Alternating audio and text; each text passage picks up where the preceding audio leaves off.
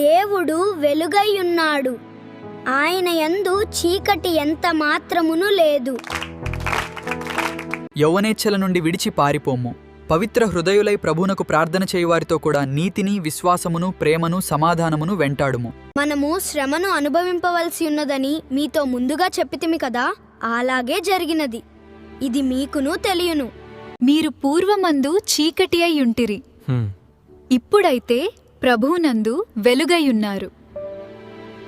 కావున నీరు ప్రియులైన పిల్లల వలె దేవుని పోలి నడుచుకొనుడి. మీరు క్రీస్తుతో కూడా లేపబడిన వారైతే పైనున్న వాటినే వెదుకుడి, అక్కడ క్రీస్తు కూర్చుండి ఉన్నాడు. దృశ్య దేవుని స్వరూపి, సర్వ సృష్టికి ఆది సంభూతుడు.